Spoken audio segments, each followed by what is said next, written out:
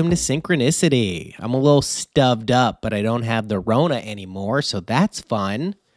Rona's no fun. We don't like it. It sounds like it's just going to be around forever, right? It's weird because it is kind of just like a regular cold minus the smell and stuff. I lost my smell for like a few days, but it's back. But it's this added thing of like testing, and then like it's like you're a leper if you get it, and you got to quarantine and isolate, and it's responsible. I'm not complaining about it, but it is weird that we have this new thing that we have to kind of like adhere to in our lives. But anyway, enough about that. Should we get the dolphin stuff out of the way so we don't have to do it in the middle of the episode for the people who want to skip ahead? Fucking Dolphins. Now we got Teddy Bimbom. He got hurt. Our backup quarterback got a concussion. We're getting screwed here, guys. What's going on? Why we got it with the brain injuries? And now that's the new thing everyone says. This is a brain injury.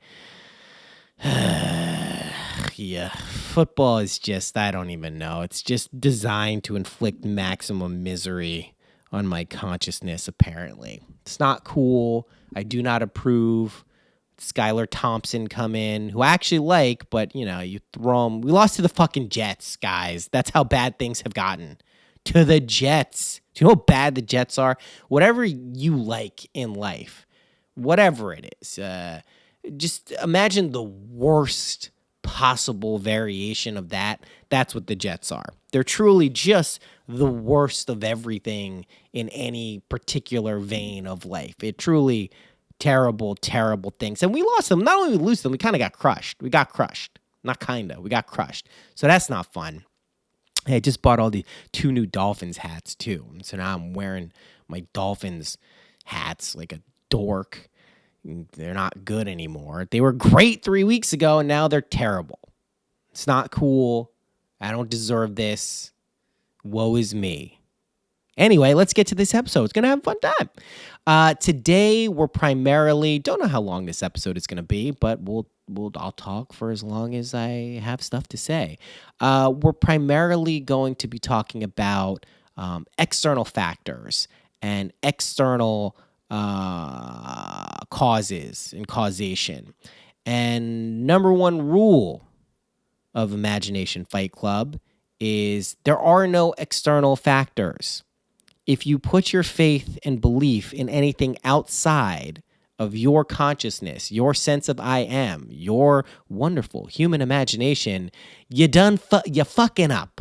You're fucking up, right? And I really want to be clear about this because it's very easy in this kind of metaphysical realm, spirituality, whatever you want to call it, motivational, blah, blah, blah, to get enamored and captivated by other things, right? Whether it's astrology or tarot, both things that I immensely enjoy, but am very clear that they are just extensions of my consciousness, your consciousness. There is no actual substance and reality to them other than the belief we imbue them with.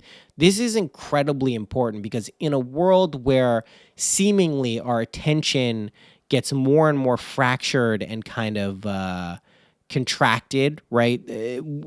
Long form content now is like 30 seconds.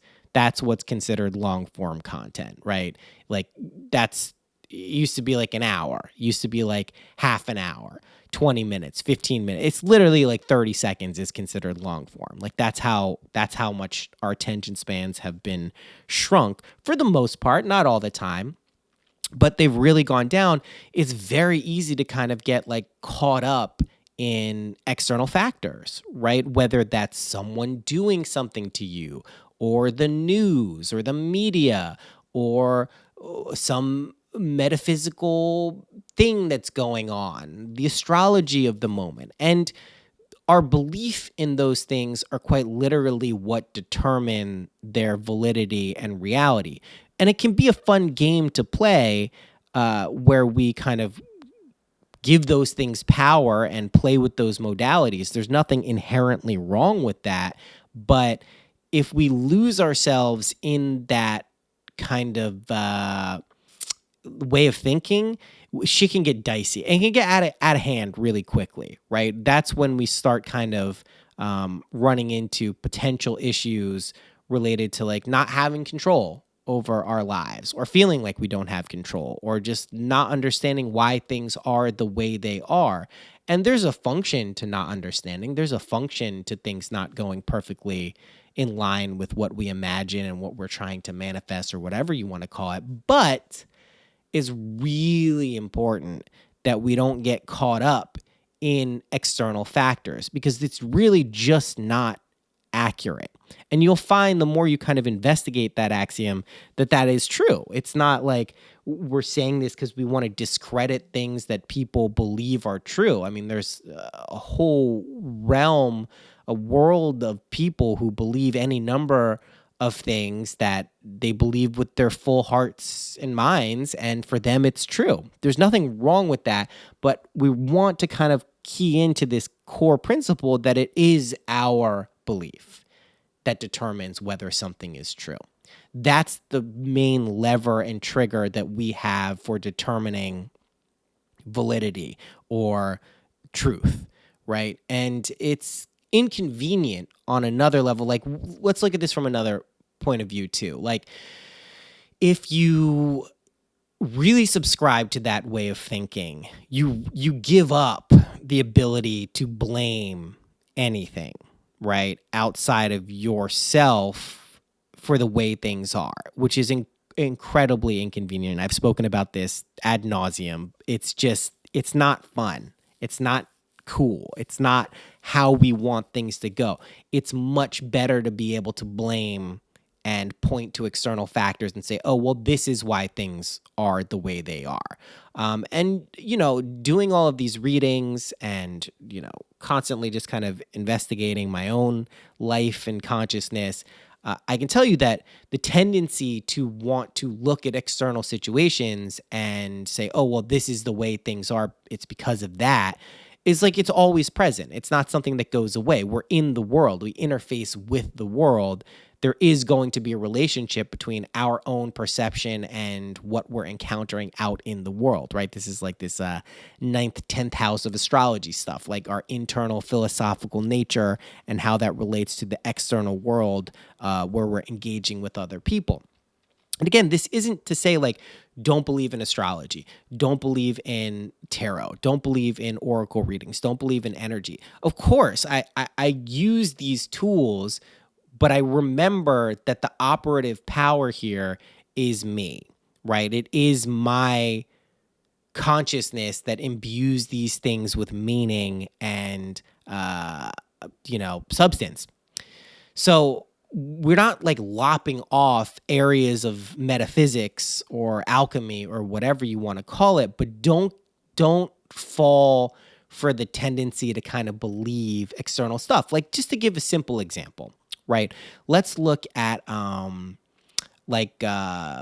and abundance, right? If we look out in the world right now, I mean, it's another terribly down day for the stock market and crypto. And people will look at these macroeconomic indicators, right? Well, we have inflation getting out of control. We have, all of these geopolitical situations with the Ukraine and Russia war and Saudi Arabia cutting oil, all of this stuff. It's so easy to look at this stuff and say, well, this is causative. Like, this is why things are the way they are. And I'm not saying it's not anything to do with that, but at the end of the day, it's really nothing to do with that. It's your particular belief that creates those situations. Now, let's look at, and this is not like some nefarious conspiratorial plot. Let's look at if we accept that as true, right? That our consciousness kind of determines our reality. Why would we be getting pitched various narratives about why things are the way they are, right? You can see why. There's a clear advantage towards shifting people's consciousness towards certain ideas, right? It really does shape our world. So if you get enough people kind of buying into something, you then actually get real world impacts on that. So this is why we kind of always bring it back to square one with our own consciousness, our own sense of I am, because we then take the power back. We then take the agency back. We then take the control back for running our own lives. And that's a powerful state to be in. It's very empowering, right? We don't want to feel, I mean, the weakest we can feel is when we have no control over circumstances, over situations, over anything that's happening. We have no control. There's nothing we can do. It's all outside of our hands. That is a weakened position to be in, and it's not fun. It's not cool. It's not productive. And we genuinely don't want to be, living in those states for too long, because the more you kind of give away your power in that sense, the more you, I don't want to say the more difficult it is, but you have like kind of a more arduous, more difficult is probably the word. It's to get back to the perspective where like you are running this shit. It is your consciousness. It is your belief, your desire, your faith that determines all of these things. That becomes seemingly more inaccessible. Now, the beauty of this is that we do get to determine what states of consciousness we move through at any given point. Here's the general idea. You are an eternal, immortal being. The states you move through, whether that's poverty, abundance, happiness, depression, these are temporary states that exist that you move yourself to and through. So you're never permanently fixed in any one of these states of consciousness. However, you can last or you can stay in them for a long period of time, depending on your willingness to kind of recognize what's going on and move to and through them, right? So it's good that we have this ability to move through temporary states. We would want to. We don't want to be stagnant. We don't want to be stuck in the same kind of situation forever. But we want to be careful that we remember that we're the operative power here, that we are ultimately the thing that determines what is going on in our life, our lives, right? That I feel this is an important time to kind of review this and go over it, because the energy, it appears in external reality, and we would be remiss if we didn't give any kind of attention or validity to like the external world. I'm not suggesting pull your consciousness in, pay no attention to anything that's going out there. I mean, you wouldn't be alive. You certainly wouldn't be listening to this podcast if your path was one of like an ascetic who just like doesn't have anything to do with the world. That's not what we're dealing here. There are people who do that, and it's completely valid, and it's probably a very powerful and somewhat less arduous route to take if you can just completely detach from the world, but that's not really the game most of us are playing here. However, you don't want to get too caught up in the ways and the means of the world, right? This saying, in the world, but not of it, right? That's important to remember.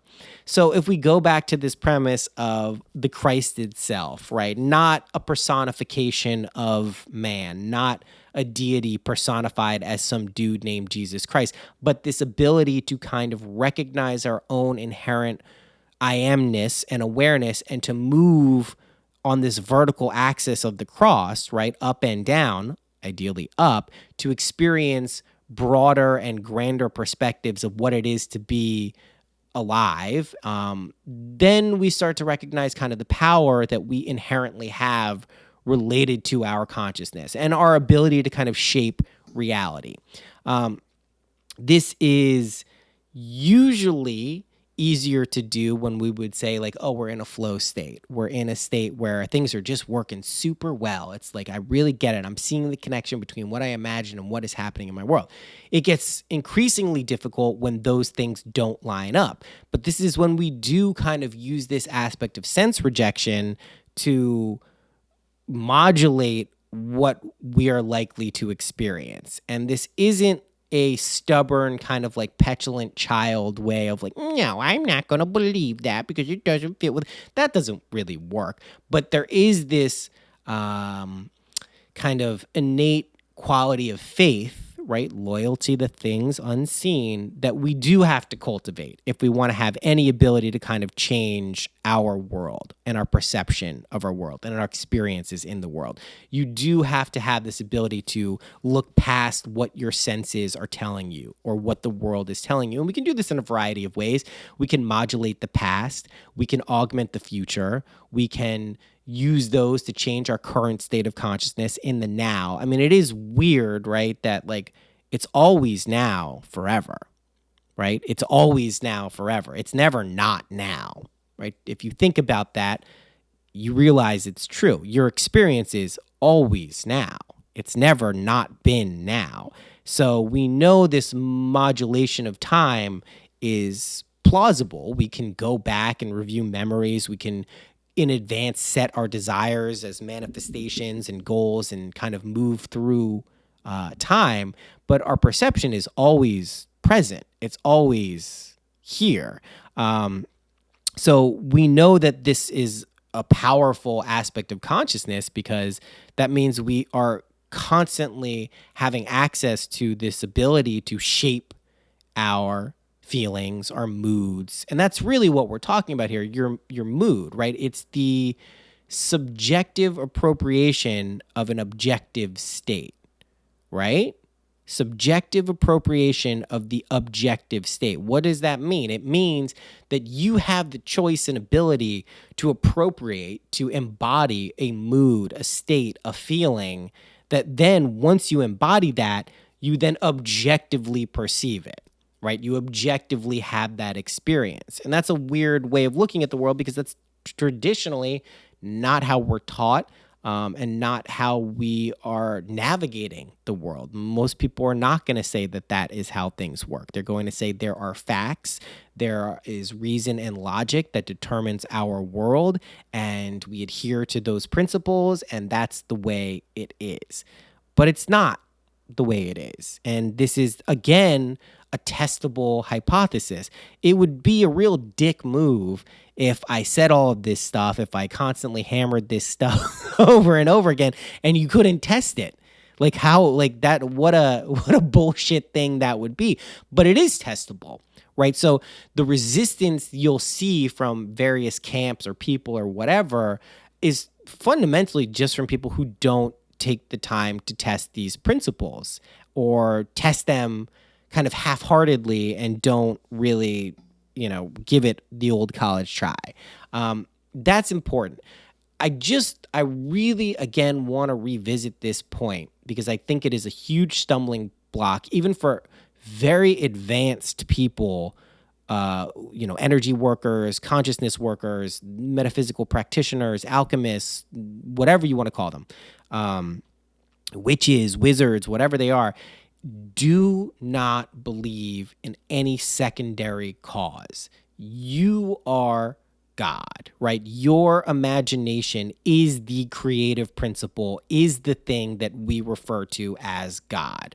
We can call it the Father, we can call it He, we can call it I Am, we can call it whatever. That's it. There's nothing else after that. If you find yourself subscribing to theories that are based on external factors, again, you are fucking up. You're just, it's not like a mortal sin. It is a sin though, right? And let's talk about what like a sin is. A sin is just missing your mark. If you were to shoot an arrow at a target and you missed your mark, that's a sin. It's not some moral, ethical error in judgment that you've made that it's kind of been presented as kind of like a tool to keep people from doing things that, the morality police wouldn't want you to do. It's just missing your mark. So if you are sinning, if you're missing your mark and you're giving too much credit to various modalities or factors or circumstances in your life, it could even be as simple as like a genetic thing, right? Like, well, I genetically was not blessed with this ability to do this thing, therefore I can't do it. Don't just like pull back for a second. See how loose and receptive you can make your mind and your emotions and your moods so you can kind of like move through states in a way that feels comfortable for you. That's the goal here. I see it time and time again where people really get caught up in impressions of themselves. It's because they believe this is who they are. And usually those beliefs are rooted in what someone else told them or something they read or something that, is outside of them. And we just want to move as far away from that line of thinking as possible because it doesn't serve us. Ultimately, it's a disempowering way of being. And again, we don't do this like, sticking our thumbs in our ear. Thumbs in our ear? No. Fingers, pointers in our ear and go nanny, nanny, boo, boo. We don't do that. That's not a mature way of looking at the world. But in some sense, that is kind of what we have to do at some point. It's better to completely withdraw your attention and consciousness from things that are limiting factors and focus on your ability to create and kind of create. That's the word. There's no other word I need there. Really focus our energies on our own innate ability to create things, right?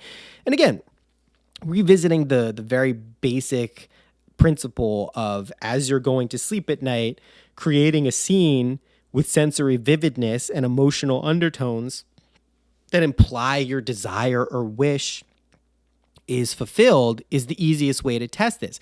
Again, we'll revisit this concept of desire. Like desire is your springboard, right? It is a tool you use to prove this aspect of consciousness.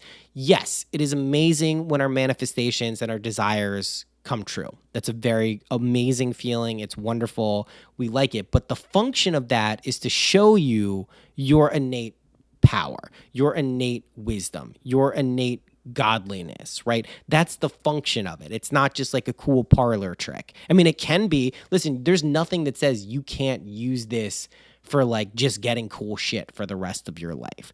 But we probably want to look a little bit deeper and say like, well, why does this exist? Why is this the way it is?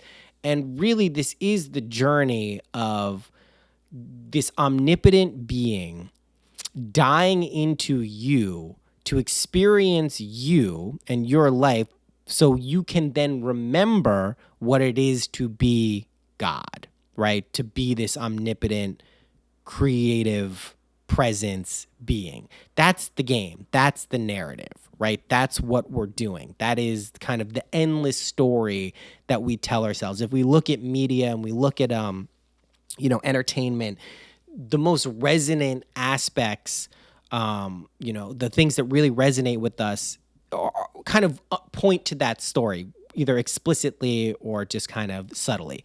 So that is really what's going on. It's not more complicated that. I mean, that's relatively complicated, but it's not, there's not some other thing that's happening here. It's just as simple as, okay, we're revealing to ourselves through time that we are this being, this immortal being. And we reveal this to ourselves by showing ourselves what we're capable of. We diminish that ability when we externalize that process. When we say, oh, well, this is happening because the devil don't want it to happen, so that's why it's not happening. Or the angels aren't with me today, or the numerology of the day says this is going to happen. Or, oh, my sign is debilitated in this house right now, so I guess I'm not going to get that thing.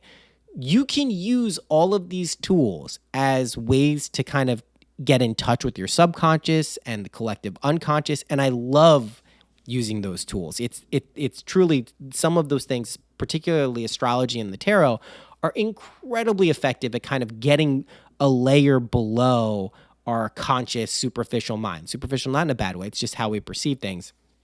I love those things. So you don't have to kind of lop off modalities that are external in order to believe this. You can coexist with them. Just don't move too far to the side where this is the operative power, where, well, astrology is now dictating what is going on in your life.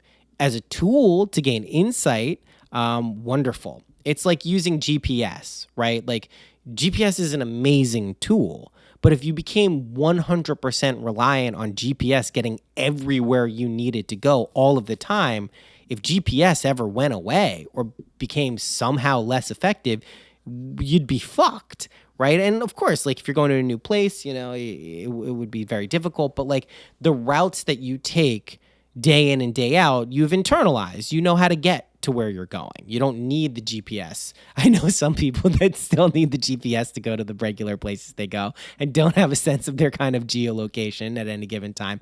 That said, you just don't want to get too reliant on any of these tools or modalities, because and I understand the allure of it. Like when you discover something new, when you discover some tool or principle, the temptation is to get uber involved with that and like really delve into it. Just don't forget that your consciousness, your imagination, your being is the operative power at all times. It never stops being that. You can convince yourself that that's not true. You can even give yourself endless experiences that validate that that's not true. You could then convince yourself to be the most logical, rational person who says the only thing that happens in this world is logic-based and reason-based.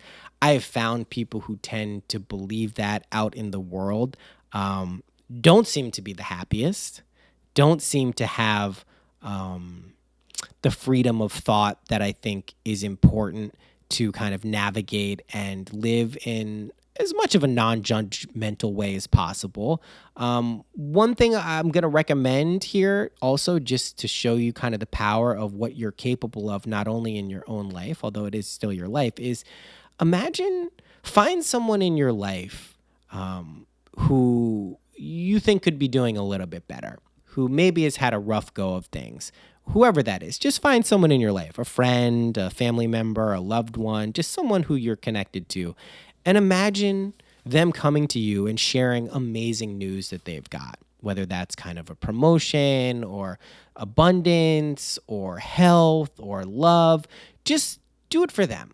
See if you can imbue some miracles in other people's lives and how that would look and how that would work. And there's tons of visualization techniques that I've spoken about in other previous podcasts, but it's a good way to kind of show yourself that you can also be a benevolent being for others in your life. And it's very powerful. And some people also have difficulty with kind of creating things for themselves. So this can be a good and nice, effective way to show you that you can create for other people too.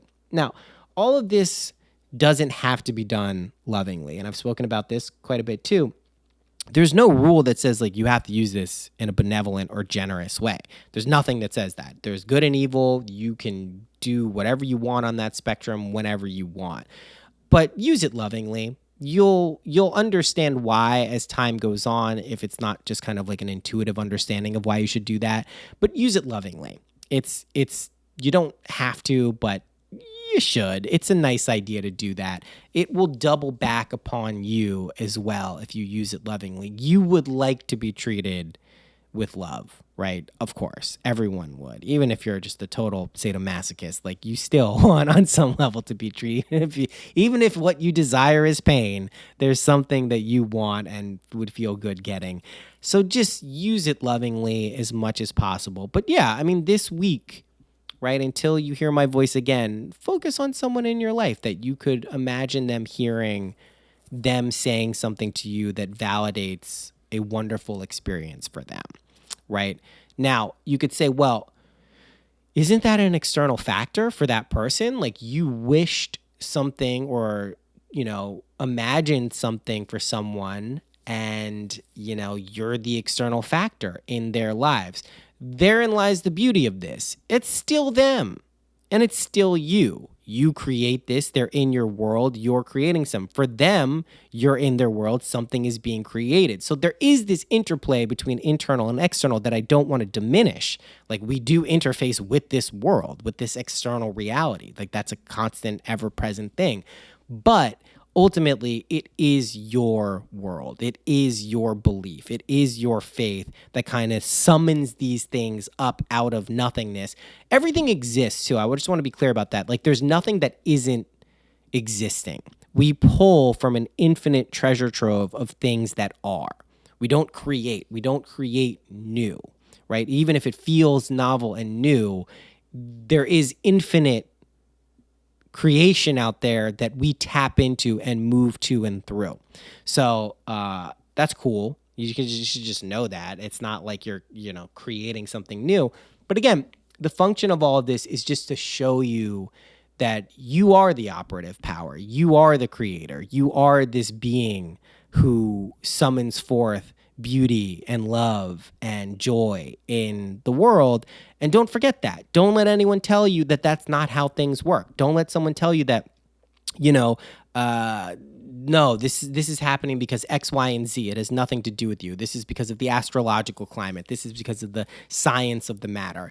I mean, science is one of the easiest things to look at. It's forever hilarious to me that we look at a modality like science and the empirical method and say, well, this is the end all and be all. The whole premise of this modality is that things are constantly shifting and that we make hypotheses that change over time. So to believe that anything is in this fixed state of factual information is nuts to me. It's just like, it's crazy.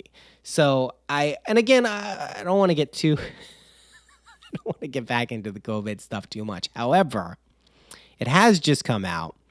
You can fact check me on this. Fact check me, bro, that these vaccines that were created were never meant to stop transmission, right? That was kind of the narrative that we were given, is that we're going to stop transmission with the vaccines. They were not intended to do that, right? I mean, it's dubious as to why they were actually created in the long run outside of kind of profit stuff, but that's not what they were there for. And I just bring that up because at one point, the narrative and the external consensus science was that is what they're there for. It's to stop transmission. And we can see just in a very short period of time, a couple of years, that that's just been thoroughly debunked by the pharmaceutical companies who created these things. They didn't even test for transmission. They didn't even test that was a thing. So just don't make your God science. Don't make your God anything that's not your wonderful human imagination, your own innate ability to say, I am this. That is all that's ever going on. And test it. Test it religiously. Test it as much as you possibly can. Because you shouldn't be taking my word or anyone else's word for any of this stuff. That'd be negligent. You can listen to what someone says and you can test it. That's science. That's reality. That's the way we should navigate the world. We shouldn't just be on blind faith listening to what other people say. It doesn't make sense to do that, and it's negligent, and it's also just like it diminishes our own inherent power. So don't do that. Should we talk a little bit about Kanye at the end? Because everyone knows I'm a Kanye stan. Listen, this guy, I mean... It's not good to be anti-Semitic. You should not be saying you're going to wake up and go DEFCON 3 on Jewish people. So let's be very clear about this. I feel for Kanye West because I do think ultimately he's hurting in a serious way. I think he's immensely creative. I don't really give a shit about fashion. So like all this fashion stuff and all the drama that comes out of that, like it couldn't mean less to me. But I do think that people should check their reactions and their vitriol and their hatred, not because he's having a mental breakdown or not having a mental breakdown, but just like, what does it do for you? He's a polarizing figure, right? But what does it do for you to lash out and be angry at someone you don't really know? Someone you ultimately do have a choice as to whether you engage with what he's saying or what he's not saying. And this applies for everyone. It's not just Kanye. It's just he happens to be a media figure that's like kind of omnipresent in a lot of people's lives. What does it do for you to lash out and get angry at someone, even if you identify as part of the culture that he's going after? I'm Jewish. I mean, I'm like Jewish light, but I mean... what does it do to get mad about that, right? What does it do for you to get angry at Kanye West or Donald Trump or whoever it is, or Andrew Tate or whatever? Is it helping you? Is it helping shape an identity for yourself that makes you feel better? I guess if that's true, then maybe that's valid, but that doesn't seem to be what it's doing for people. It seems to make people angry. It seems to make people upset. And then you're then blaming someone for that. And that goes back to the original principle of this entire episode, which is don't blame external people, factors, circumstances for what's going on in your life. It's the easiest way to get thrown off course. I would, looking back at kind of this period of my life over the past year and a half, up until a few months ago, what really threw me off course is just completely blaming, looking at what other people had done to me or the circumstances of my life that were beyond my control, in air quotes, and just believing that to be true.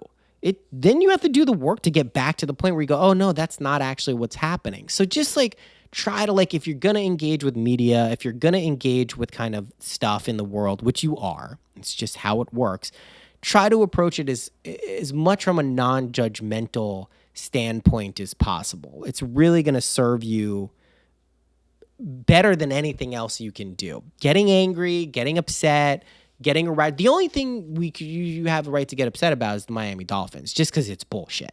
Just because it's bullshit, guys. That's the only thing anyone has any right to get upset about, because what the fuck? Can we beat the Vikings, for fuck's sake? Can we just get a fucking goddamn win here? This is the only thing you're actually allowed. I've researched it. I went through all the alchemical texts, the Akashic records, and it did say the only valid external thing to get upset about is the Miami Dolphins. It's weird that it happens to be the one thing I truly care about. The thing I care about in life.